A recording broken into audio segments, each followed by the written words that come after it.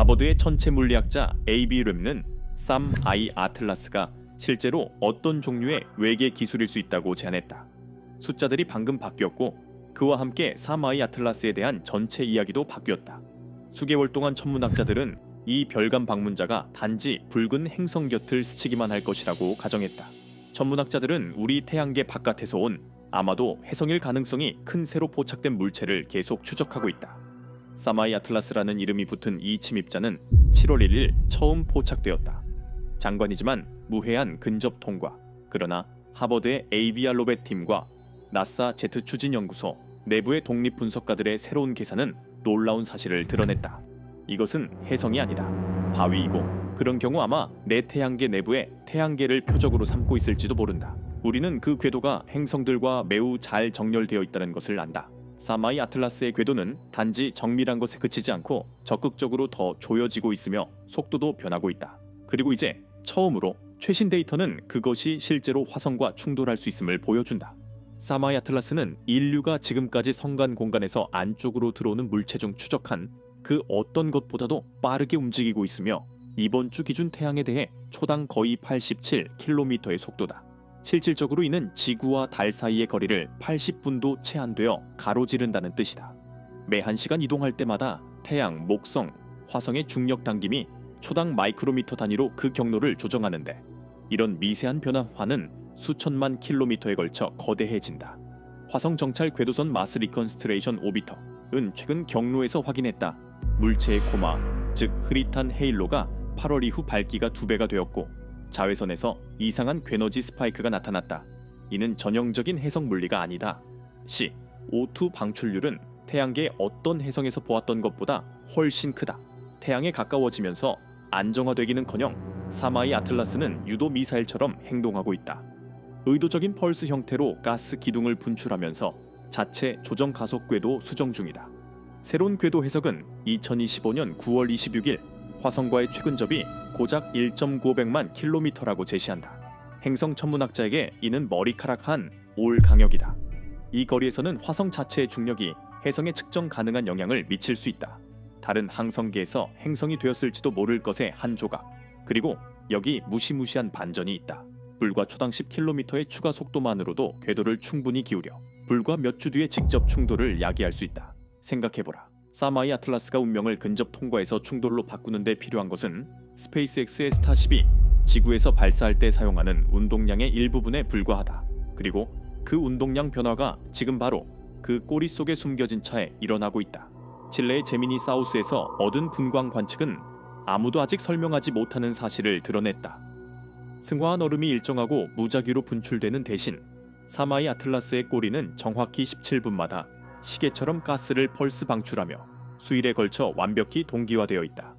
이 펄스들은 화성의 궤도면과 정렬하는 데 필요한 바로 그 방향으로 미세 가속을 만들어낸다. 해성과학에서 어떤 자연 과정도 그렇게 정밀한 리듬을 만들어내지 않는다. 해성에서는 햇빛이 신선한 얼음 패치를 비출 때 분출이 일어나지만 그 분출은 혼돈적이며 메트로놈처럼 반복되지 않는다. 여기서 이 펄스들은 마치 우주선의 자세제어 추력기처럼 공학적으로 설계된 것처럼 보인다. 패턴이 유지된다면 9월 19일까지 해성은 남아있는 빗나감 거리를 5만 킬로미터 미만으로 줄일 만큼의 측추력을 가하게 되며 이는 일부 화성 위성들보다도 가깝다. 그 다음 한 번의 큰 분출이 그것을 충돌 궤도로 밀어 넣을 수 있다. 현재 질량이 강하게 방사선에 노출된 얼음과 먼지 100억 톤, 그리고 아마도 지름 약 400m의 금속 핵으로 추정되는 상황에서 화성에 대한 직접 타격은 TNT 200만 메가톤에 해당하는 에너지를 방출할 것이다. 이는 지구에서 시험된 가장 큰 핵장치보다 수천 배 강력하다. 결과로 생기는 크레이터는 지름 60km, 깊이 5km에 달할 수 있으며 파편을 화성 궤도로 나아가 일부는 행성 간 공간으로까지 내던질 수 있다. 그리고 화성에는 화성 정찰 궤도선에서부터 퍼서비어런스 로버에 이르기까지 수십 대의 운용 계획 중인 우주선이 있기 때문에 충돌은 행성의 상처를 남기는 데 그치지 않고 수십 년의 과학적 투자를 산산이 부술 수 있다. 통신 중계, 기후 모니터링, 생명 탐사 임무가 하룻밤 사이에 모두 불구가 될 수 있다. 나사 내부에서는 조용한 준비가 진행 중이다.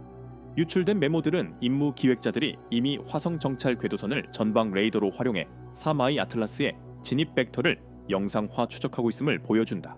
골드스톤의 고이득 안테나는 혜성핵의 레이더를 쏘아 되돌려 받기 위해 전용이 바뀌었다.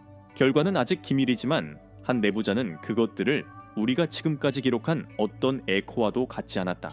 단단한 금속 반사들과 부드러운 얼음 신호들의 조합이라고 묘사했다. 이 유출이 정확하다면 사마이 아틀라스는 전혀 단지 얼음과 먼지뿐이 아닐 수도 있다. 그 핵에는 심우주에서 자연적으로 형성될 수 없는 합금이 포함되어 있을지 모른다. 희생성 얼음으로 둘러싸인 인공 내부를 암시한다. 프로페서 아베 루에바 그의 학생 에이담 히번은 오랫동안 기술적 설명을 주장해왔다.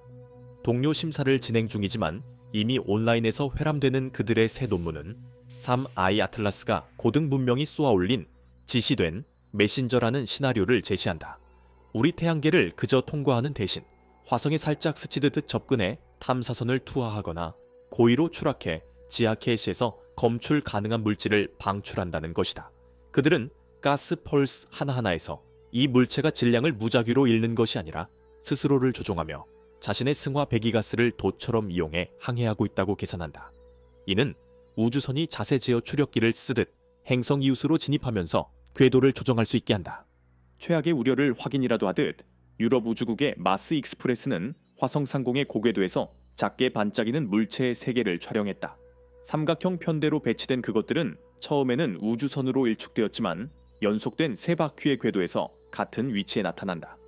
이것들이 이전 통과에서 사마이 아틀라스가 방출한 정찰 탐사기들일 수 있을까? LM는 나이사의 이 반짝임들을 MRO의 보관 데이터와 교차 대조해 지표에 이미 일치하는 금속 파편이 있는지 확인하라고 촉구한다.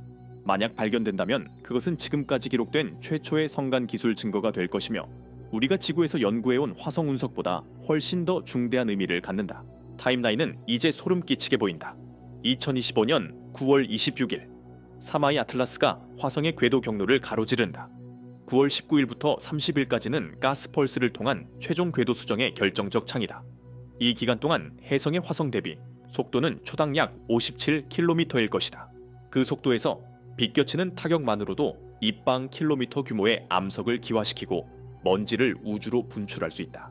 비평가들은 어떤 자연적 해성도 승화만으로 초당 10km만큼 자신의 경로를 바꿀 수 없다고 주장한다.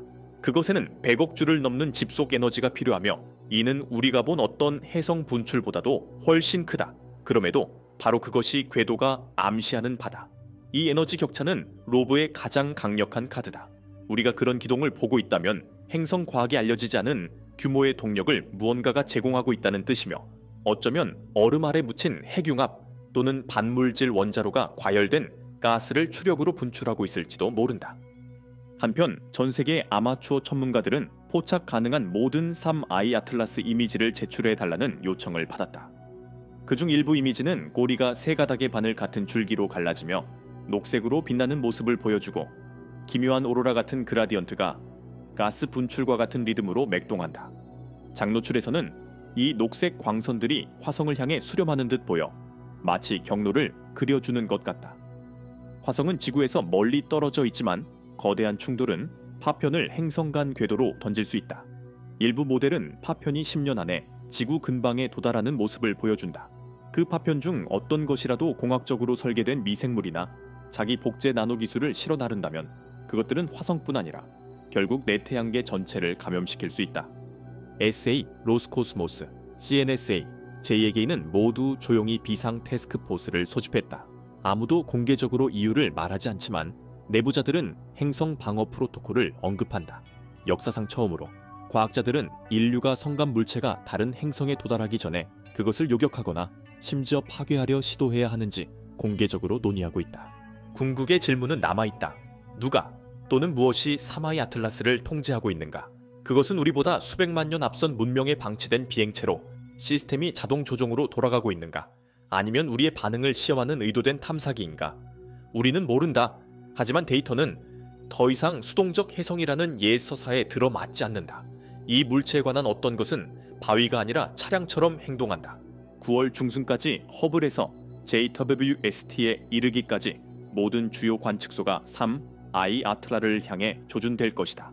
그 펄스가 계속되고 마지막 가느다란 궤도 간극을 넘어선다면 붉은 행성은 40억 년 전 후기 대폭격 이래 그 유례가 없는 충돌을 목격할지도 모른다. 과학자들에게는 일생의 기회다. 다른 모든 이들에게는 슬로모션으로 전개되는 우주적 악몽이다. 그리고 그 악몽이 가까워질수록 공식 채널의 침묵은 더 커진다. 네이사는 통신 업데이트를 낸다. SA는 일상적인 이미지를 게시한다.